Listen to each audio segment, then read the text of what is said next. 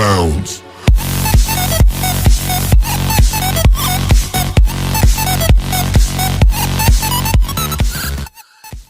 Hello student, welcome in the All to All TFK channel. Today we start the chapter number 1 of class 5. I think class 5 के बच्चों के लिए ये EVS का chapter है जो कि आपको बहुत अच्छे से इसमें बताया जाएगा फैमिली के बारे में।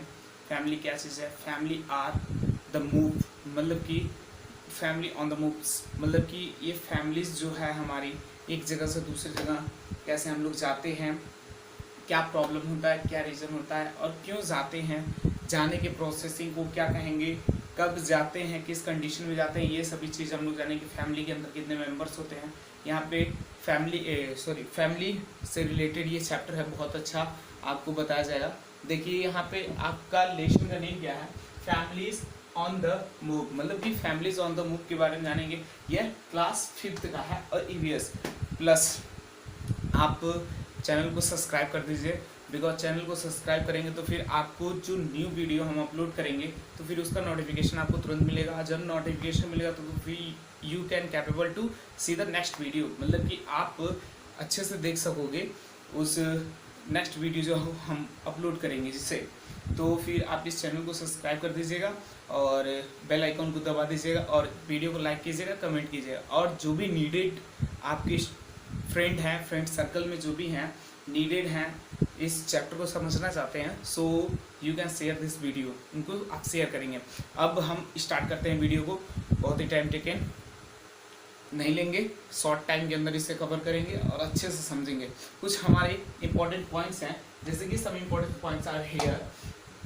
देखिए माइग्रेशन के बारे में जानेंगे हम लोग, माइग्रेशन क्या चीज़ है। देन हम लोग जानेंगे माइग्रेटिंग टू सिटीज़, मतलब माइग्रेटिंग टू सिटीज़ कौन कौन से ऐसे सिटीज़ हैं जिस सिटीज़ से लोग माइग्रेट करके जाते हैं या फिर अपने टाउन से वो उस सिटीज़ में जाके रहते हैं। Then moving away from the danger, मतलब कि हम लोग डेंजर एरिया से मूव करके हम लोग अपने घर के लिए आते हैं। और डिस्प्लेसमेंट ऑफ द कम्युनिटीज़ की कैसे डिस्प्लेसमेंट होती है, बहुत ही लार्ज अमाउंट में जब पीपुल वन प्लेस से अनदर प्लेस पर जाकर शिफ्ट होते हैं, वही डिस्प्लेसमेंट होता है। देन इम्पैक्ट ऑफ माइग्रेशन, मतलब कि क्या क्या प्रभाव पड़ते हैं जब हम लोग माइग्रेशन करते हैं, one place to another place हम लोग ट्रांसफ़र होते हैं, तो क्या क्या प्रॉब्लम हमको फेस करना पड़ता है, इसके बारे में जानेंगे। और फैमिलीज, मतलब कि फैमिलीज प्रेजेंट टाइम में फैमिली के मेंबर कितने हैं, पास्ट में कितने थे और फ्यूचर में कितने होने वाले हैं, ये सभी चीज़ें हम लोग जानेंगे। So let's start this chapter. हम लोग इस चैप्टर को स्टार्ट करते हैं। फैमिलीज, फर्स्टली हम लोग जानेंगे फैमिली क्या होता है। तो the grouping of the parents and children are known as the family, मतलब कि जो भी आपके ब्लड रिलेटिव होते हैं, ब्लड रिलेटिव मतलब कि खून का रिश्ता जिनसे होता है वही आपकी फैमिली कहलाती है।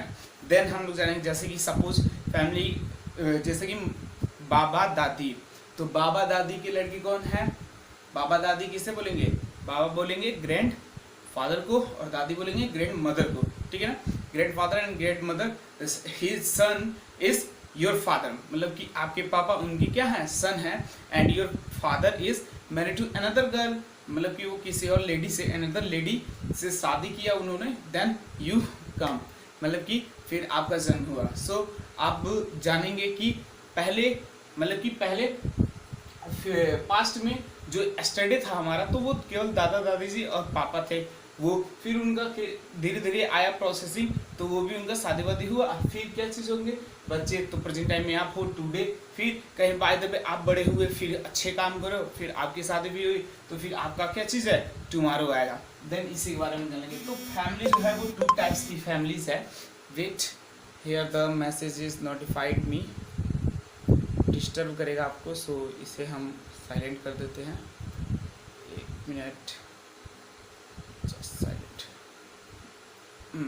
तो हम लोग जानेंगे फैमिलीज जो होती है 2 टाइप्स की। First one is the joint family and second one is the nuclear family. तो ज्वाइंट फैमिली किसे बोलेंगे और न्यूक्लियर फैमिली किसे बोलेंगे, तो बहुत ईजी है बच्चा लोग।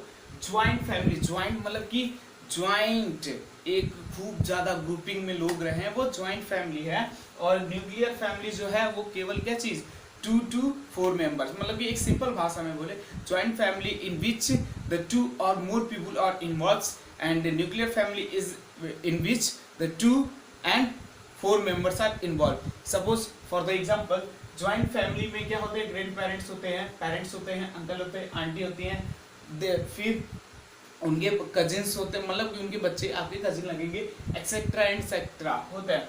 देन न्यूक्लियर फैमिली में आप देखोगे तो पेरेंट्स एंड द चिल्ड्रन, मतलब कि आपके मम्मी पापा और आप दोनों बच्चे, तो 2 बच्चे या फिर जितने भी बच्चे हो आप, तो ये आपकी क्या चीज़ हो गई, न्यूक्लियर फैमिली. अब हम लोग जानेंगे पॉइंट नंबर 1, माइग्रेशन क्या होता है. तो माइग्रेशन यहाँ पे आपको बताया गया है, the movement of the people from one place to another place, मतलब कि किसी भी पर्सन का one place to another place जाना हो तो वही प्रोसेसिंग क्या कहलाएगा, माइग्रेशन कहलाएगा. और जो पर्सन कर रहा है वो क्या कहलाएगा, माइग्रेंट कहलाएगा. जस्ट आपको इस समय पता ही होगा कि कोरोना पैंडेमिक प्रॉब्लम चल रहा है.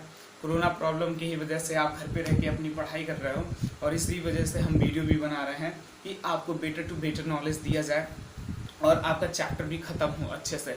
तो फिर इसमें हम लोग जान रहे हैं कि माइग्रेशन प्रेजेंट टाइम में बहुत से लेबरर जो है दिल्ली, मुंबई, आगरा, बनारस, मुंबई हो गया, कोलकाता हो गया, हैदराबाद हो गया, इन सभी एरिया पे जो भी हमारे वर्कर्स थे वो फंसे हुए हैं. और वो फंसने के बाद से उनको क्या चीज़ किया जा रहा है, वो आने की प्रॉब्लम में गवर्नमेंट को वो सब कर रहे हैं कि हम भी लोग घर पे जाएं. तो फिर उनको आने के लिए क्या चीज़ इशू किया जा रहा है. लेकिन कुछ जो है वो पैदल ही निकल जा रहे हैं, कुछ जो है साइकिल से निकल जा रहे हैं, और कुछ जो अदर व्हीकल से आने की कोशिश कर रहे हैं. तो फिर जो पर्सन आ रहा है वो क्या कर रहा है, माइग्रेशन प्रोसेस कर रहा है. क्या कर रहा है, माइग्रेशन, मतलब कि one place to another place वो आ रहा है. और माइग्रेंट उसको इसलिए बोलेंगे माइग्रेंट, क्यों, क्योंकि वो माइग्रेशन कर रहा है, one place to another place जा रहा है. ठीक है ना, क्लियर हुआ. माइग्रेशन मतलब कि one place to another place जो बंदा जा रहा है वो माइग्रेट पीपुल कहलाएगा.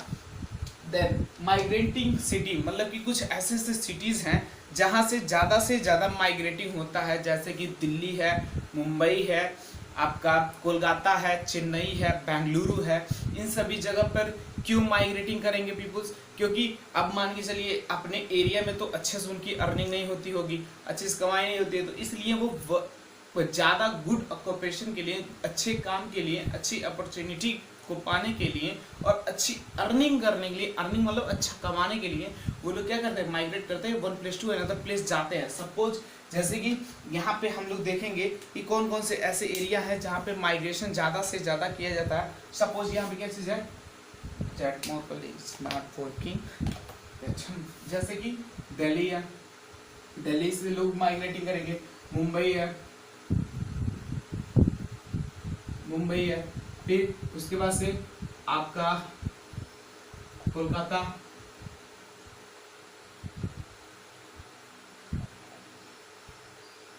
चेन्नई, ये सभी एरियाज हैं जहां से लोग कैसे कर रहे हैं, माइग्रेटिंग कर रहे हैं और अपने घर से भी जा रहे हैं, घर से इस समय प्रेजेंट टाइम में आ भी रहे हैं. तो यही माइग्रेशन प्रोसेस कहलाता है. अब मूविंग फ्रॉम द डेंजरस हम लोग जानेंगे. ये दूसरा पॉइंट आपने जान लिया, माइग्रेटिंग सिटीज. अब तीसरा पॉइंट है moving away from the danger, मतलब कि moving away from the danger मतलब कि हम लोग डेंजर एरिया में से मूव करके आते हैं. सपोज प्रेजेंट टाइम में ये आपका कोरोना वायरस चल रहा है, आपको फिर डिस्कशन मैं कर रहा हूँ इस टॉपिक पे. कोरोना वायरस चल रहा है तो ये बहुत ज़्यादा सीरियस मैटर है. इससे क्या चीज़, ये कम्युनिकेबल डिसीज़ है. कोई भी पर्सन अगर कहीं भी बाहर है, वो अगर अफेक्ट है तो वो फिर दूसरे पर्सन के पास जाएगा तो वो भी क्या चीज़ कर देगा, अफेक्ट कर लेगा. इस डिजीज़ को क्या बोलेंगे, कम्युनिकेबल डिजीज़. मतलब कि ये by the help of touching, ये आपको आपको नहीं, one person to another person transfer होता है. आपको भी ट्रांसफर हो सकता है. सपोज अगर आपका घर का बगल वाला कोई है, अफेक्टेड पर्सन है, और वो आपको टच कर दिया तो फिर आपको भी क्या चीज़, वो डिजीज़ हो जानी ही है. तो moving away from the dangerous, मतलब कि डेंजरस एरिया से हम लोग मूव करके आते हैं. ये चीज़ जानेंगे कि मूविंग कैसे किया जाता है. देन यहाँ पे हम लोग जानेंगे बहुत से रीजन्स होते हैं मूविंग करने के लिए. फर्स्ट वन इज द, मान के चलिए क्या चीज, अर्थक्वेक आ गया, अर्थक्वेक, ठीक ना, फ्लड आ गया.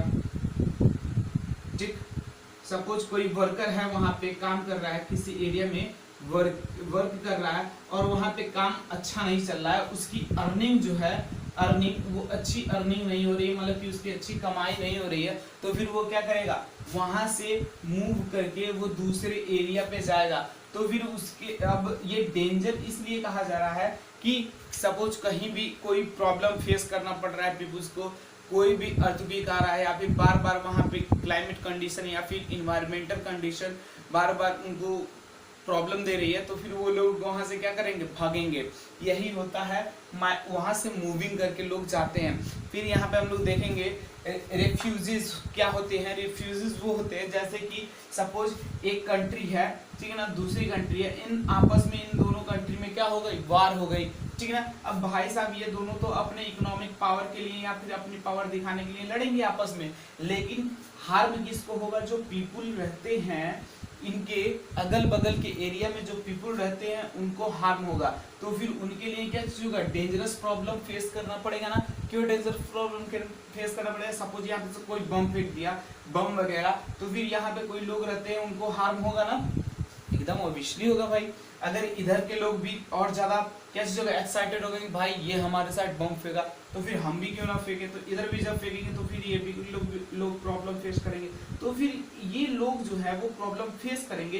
तो इन्हीं को बोलते हैं रेफ्यूजीज, ठीक है ना। ये रेफ्यूजीज क्या करते हैं, सोचते हैं कि हम यहाँ पे रहकर कोई बेनिफिट नहीं हो रहा है, हमको मूव करके किसी अदर एरिया में चले जाना चाहिए। यही होता है moving away from the dangerous.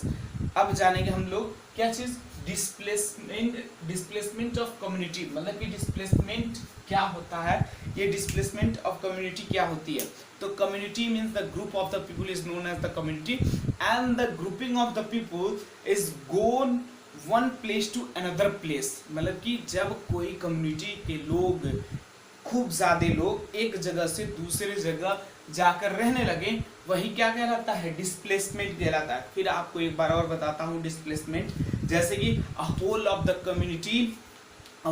community is forward to shift from one place to another place, that is known as the displacement। अब मान के चलिए कोई भी एक सपोज एक मान के चल रहे हैं, एक एग्जांपल ले रहे हैं या फिर एक कहानी समझ रहे हैं, स्टोरी।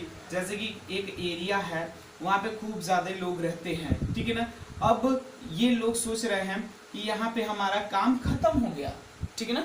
सपोज ये कंस्ट्रक्शन का काम करते हैं, घर बनाने का, बिल्डिंग बनाने का काम करते हैं, जैसे लेबरर काम करते हैं ना, ईंट पत्थर बालू वगैरह ढोते हैं, तो फिर ये अपना काम करके ये इतनी बड़ी बिल्डिंग को तैयार कर दिया। अब यहाँ पे इनका काम खत्म हो गया ना। जब काम खत्म हो गया यहाँ पे, तो फिर ये लोग सोचे कि भाई हमको अब काम तो नहीं मिल रहा है यहाँ पे। अब ये लोग यहाँ से दूसरे जगह जाते हैं, और जब दूसरे जगह जाएंगे तो ये इनका प्रोसेस क्या कहलाएगा, डिस्प्लेसमेंट प्रोसेस कहलाएगा। और ये पर्सन जब यहाँ पे रहते हैं तो फिर ये क्या चीज, झुग्गी झोपड़ियाँ छा कर रहते हैं। और जब यही झुग्गी झोपड़ियाँ छा कर रहते हैं तो फिर इन एरिया को क्या कहलाएंगे, स्लम एरिया बोलते हैं। क्या बोलते हैं, स्लम एरिया बोलते हैं। मतलब कि झोपड़पट्टी इलाका। झोपड़पट्टी इलाका मतलब कि मुंबई, आपके गार्जियन अगर जानते होंगे तो फिर आप उनसे पूछेंगे झोपड़पट्टी इलाका क्या होता है, वो अच्छे से बताएंगे। और मैं भी हूँ बताने के लिए, तो फिर आपको अच्छे से बता रहा हूँ। जैसे कि झोपड़पट्टी, सपोज ये पर्सन यहाँ पे इनकी अर्निंग नहीं हुई, कमाई नहीं हुआ, अच्छे से ये खा नहीं पा रहे हैं, रह नहीं पा रहे हैं, तो फिर ये अपना डिस्प्लेसमेंट करेंगे। जब डिस्प्लेसमेंट करेंगे तो फिर वही प्रोसेस डिस्प्लेसमेंट कहलाएगा, और वो रहने वाली एरिया क्या कहलाएगी, स्लम एरिया कहलाएगी। Okay, that is clear.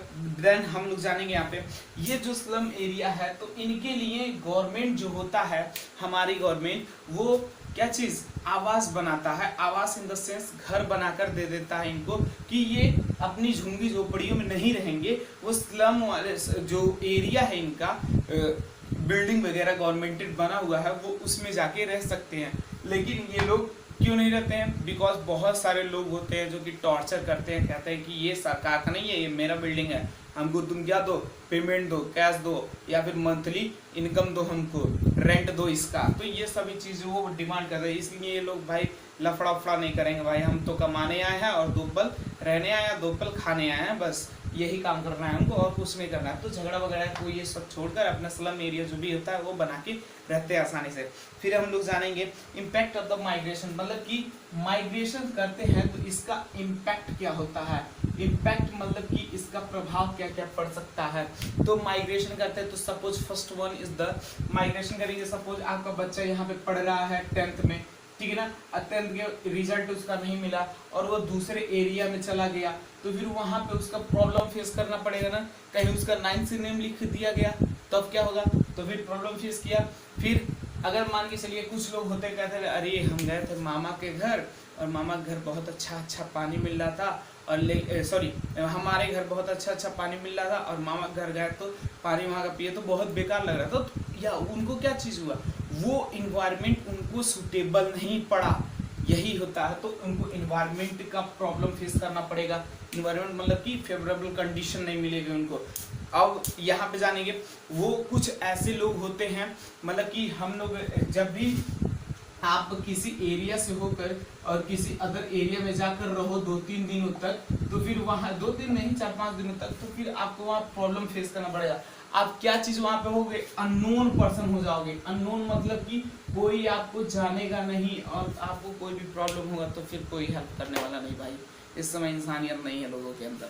तो फिर अब देखेंगे यहाँ पे ये भी हो गया, इम्पैक्ट जान गए, ठीक। आपको इसमें बहुत ज़्यादा प्रॉब्लम फेस करना प्रॉब्लम नहीं, इम्पैक्ट होता है बहुत ज़्यादा माइग्रेटिंग के कारण, जो कि इन्वायरमेंटल प्रॉब्लम होती है। दूसरी चीज़ कि जो चिल्ड्रन को होता है वो अच्छे से सर्वाइव नहीं कर पाते हैं, फैमिली पूरी अच्छे से सेटल्ड नहीं हो पाती है।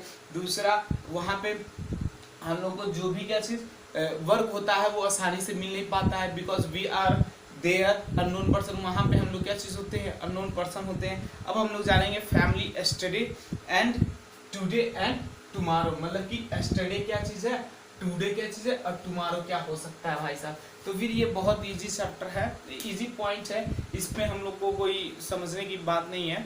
इसमें हम लोग जानेंगे कि जैसे फैमिली है तो फैमिली हमने बताया ना ज्वाइंट फैमिली, तो ज्वाइंट फैमिली में अच्छे से जानेंगे। ये जो ग्रैंड पेरेंट्स वाला चीज़ है तो ये आपका क्या चीज़ है, पास्ट है, ठीक है ना। और पेरेंट्स, आपके पेरेंट्स क्या चीज़ है, प्रेजेंट है और आप भी प्रेजेंट में ही हो, ठीक है ना। फिर आपकी जब पेरेंट्स हैं और आप उनके क्या चीज़ हो, चाइल्ड हो, प्रेजेंट टाइम में चाइल्ड बच्चे हो,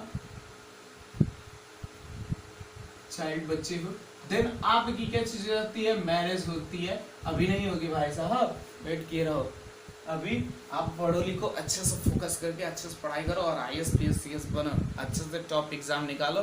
IAS PCS नहीं, जो जिसका जो हॉबी है वो बनो बाबू।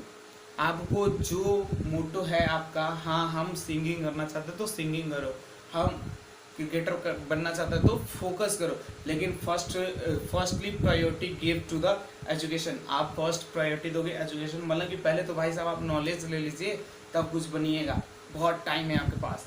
बट प्रेजेंट टाइम में आप नॉलेज अच्छे से लो और उसकी चीज़ की भी प्रैक्टिस करते रहो। लेकिन अगर लाइफ में देना है तो फिर 90% इसको दो, देन अदर वर्क के लिए, ठीक है ना।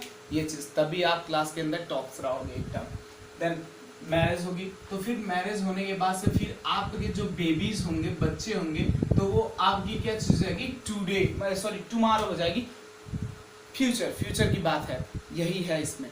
देन हम लोग जानेंगे कि प्रेजेंट टाइम में, जैसे कि प्रेजेंट में हम लोग क्या चीज़ कर रहे हैं, प्रेजेंट में कोई भी बच्चा है तो फिर बर्थ करेगा, बर्थ लेगा, जन, ठीक ना, बर्थ लिया तो फिर बर्थ किससे लेगा, तो पेरेंट्स से लेगा। तो पेरेंट्स में फादर एंड मदर से वो क्या चीज़, बेबी जन्म लिया, फिर बेबी जन्म लेने के बाद से फिर धीरे धीरे वो क्या चीज़ होगा, एक बेबी यहाँ पर लिख रहे हैं बेबी, फिर वो क्या होगा, एडल्ट,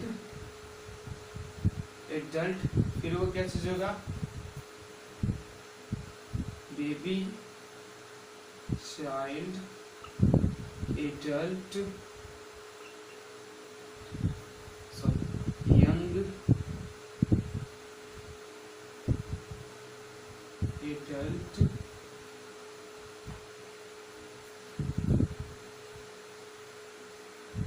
हाँ एडल्ट, बस एडल्ट के बाद से ओल्ड, फिर भाई साहब डेथ हो जाएंगे आपके, ये चीज़।